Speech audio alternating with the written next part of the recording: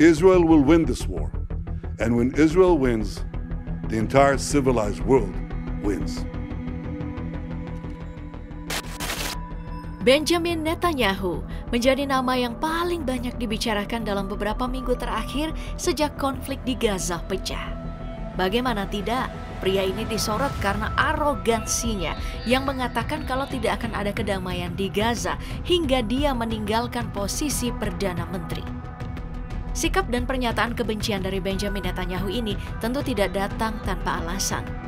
Toh, dalam perjalanan Israel sebagai negara, perasaan permusuhan dan kebencian memang sudah dipupuk sejak lama oleh pemimpin-pemimpin Israel sebelumnya.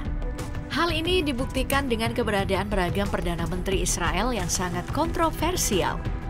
Salah satunya adalah Ariel Sharon. Pria ini merupakan Perdana Menteri ke-11 Israel yang menjabat pada 7 Maret 2001 hingga 14 April 2006.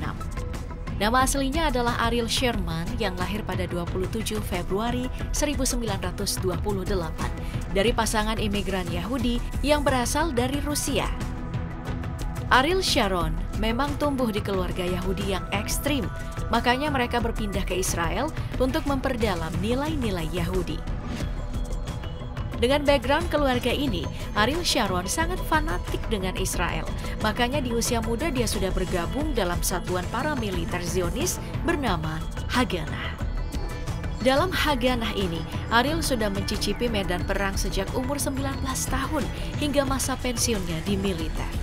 Medan perang yang telah dia lalui adalah Pertempuran Yerusalem 1948, Perang Suez 1956, lalu Perang 6 Hari 1967, Perang Atris 1967, dan juga Perang Yom Kippur 1973.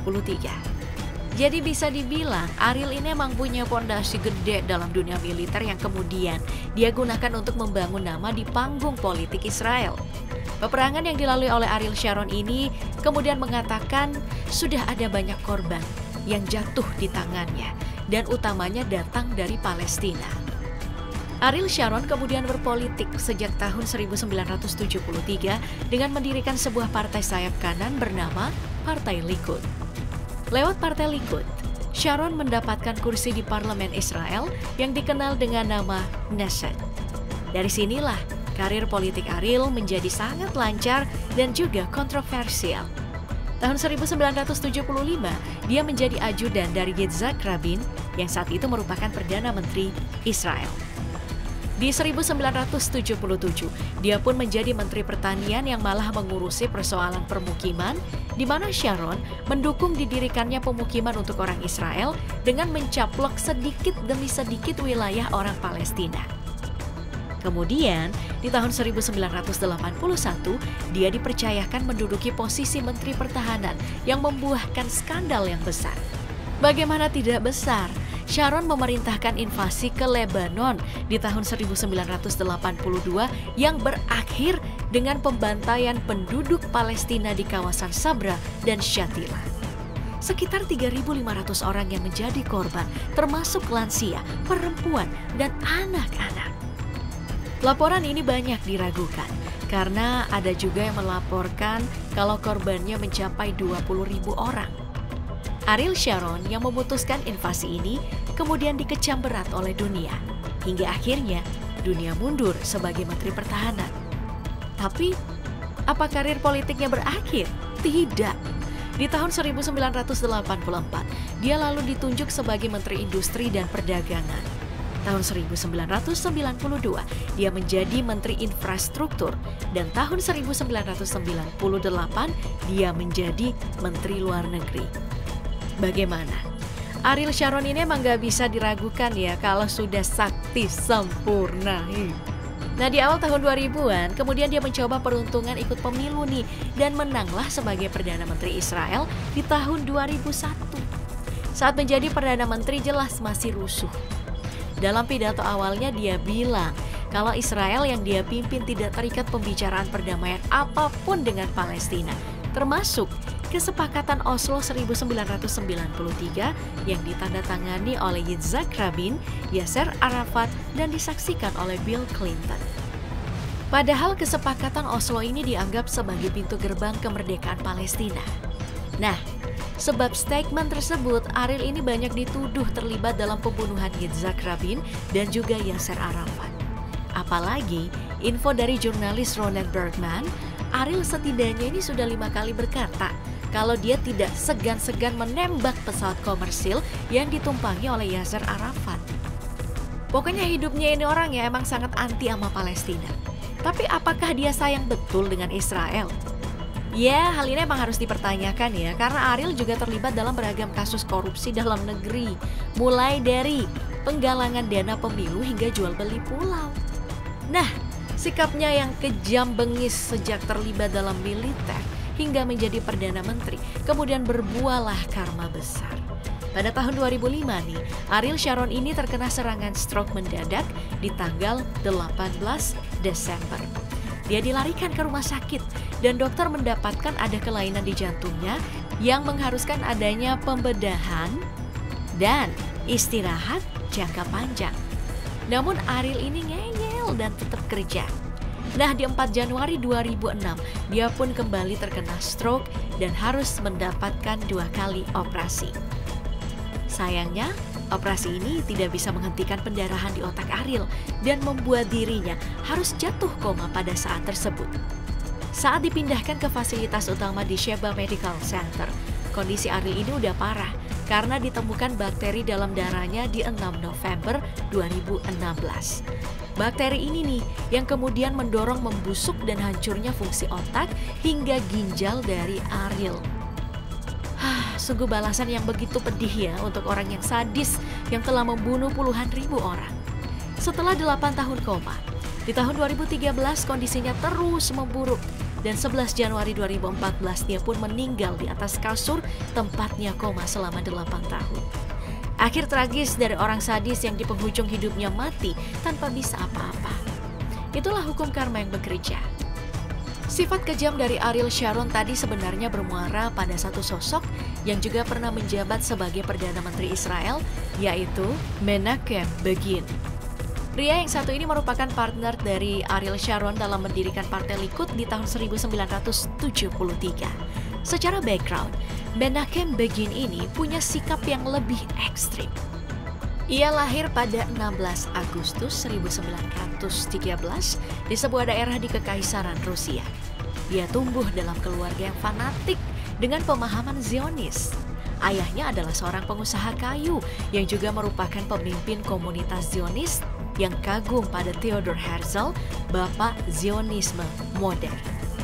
Tindak tanduk ayahnya ini kemudian berpengaruh besar pada Begin, di mana dia merupakan aktivis Zionis yang bahkan membenci pimpinan Zionis itu sendiri. Kebencian ini datang karena Begin mengkritik kedekatan pemerintah Zionis dan Inggris. Makanya, dengan dasar kebencian itu di tahun 1942, dia bergabunglah dengan Irgun yang merupakan organisasi Zionis bawah tanah. Organisasi ini punya lambang nyentrik dengan arti Greater Israel, yang memperlihatkan luas negara Israel yang mencapai Yordania, Lebanon, Mesir, dan Saudi Arabia. Karir Begin di Irgun pun melesat dengan cepat. Tahun 1944, dia berhasil menjadi pemimpin. Tahun 1946 langsung menimbulkan skandal karena organisasi ini terbukti melakukan pengeboman di King David Hotel Palestina yang memakan korban puluhan warga sipil dan juga pemerintah senior Inggris. Setelah kasus pengeboman ini, Begin pun dicap sebagai kriminal yang dicari oleh pihak Inggris.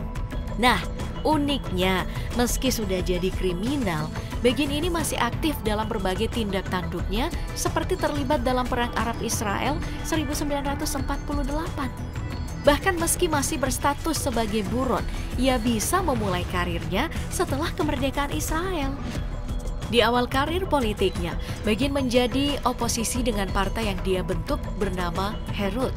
Partai ini punya aliran nasionalis radikal yang tidak setuju dengan kesepakatan damai apapun, termasuk dengan Yordania. Meski terdengar berbahaya, siapa sangka Herut ini berhasil mendapat hati banyak pemilih, sebab Begin yang memiliki karakter berapi-api dan terus menjual kesedihan atas Holocaust di setiap pidatonya.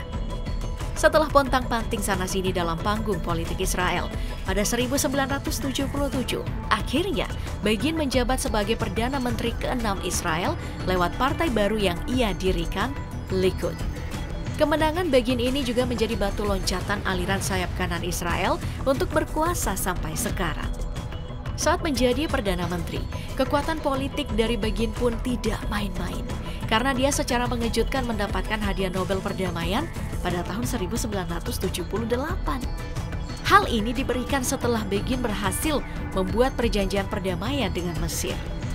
Namun, setelah itu di tahun 1982, pemerintah Begin memulai serangan ke Lebanon yang menimbulkan kematian hingga ribuan jiwa karena pembantaian Sabrah dan Shatila. Membahas Perdana Menteri kontroversial milik Israel, tentu kita akan kembali membahas Benjamin Netanyahu atau Bibi. Sebagai Perdana Menteri Israel, Netanyahu ini sudah 2 kali menduduki posisi tersebut. Di tahun 1996 hingga 1999. Kemudian di tahun 2009 hingga 2021. Di masa keduanya, Netanyahu mencetak sejarah sebagai Perdana Menteri Israel terlama yang pernah ada. Pria yang satu ini memang sangat nyantrik dengan gerakan ekstremis sayap kanan dan ultranasionalis yang dianutnya.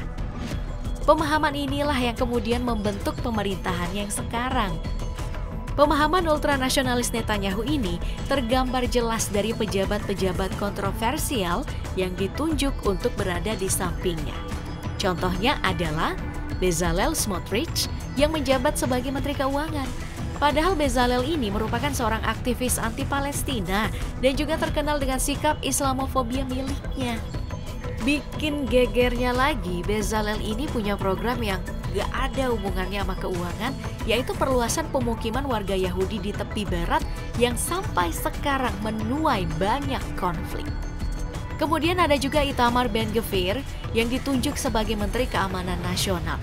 Padahal dia berasal dari Partai Otzma Yehudit yang pernah dicap sebagai partai teroris di Israel yang sering mengungkapkan statement kebencian pada warga keturunan Arab agar pergi dari Israel. Kontroversi dari Benjamin Netanyahu ini bukan cuma soal kabinet yang dibentuknya, tapi juga adanya kasus korupsi yang menjerat dirinya. Setidaknya nih ada 4 kasus korupsi yang paling sering dibicarakan. Mulai dari skandal hadiah senilai 282 juta US dollar atau 4,1 miliar rupiah, di mana Benjamin minta pada 2 miliarder Australia. Kemudian ada skandal pers, di mana dia menyogok perusahaan Yediot Ahronot agar beritanya itu positif terus.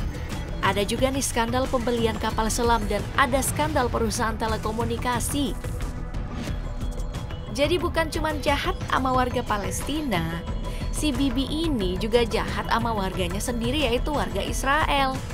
Gawatnya lagi, Bibi yang tidak ingin diadili ini sedang mencoba merombak proses peradilan di Israel agar dirinya tidak didakwa kasus apapun. Gila.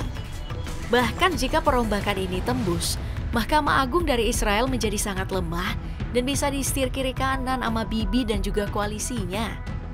Nah, melihat tingkah lakunya ini, maka wajar jika Netanyahu dicap sebagai politisi terburuk dalam sejarah Israel. I want to thank President Biden for his unequivocal support. I want to thank leaders across the world who are standing with Israel today. I want to thank the people and Congress of the United States of America. In fighting Hamas, Israel is not only fighting for its own people, it is fighting for every country that stands against barbarism.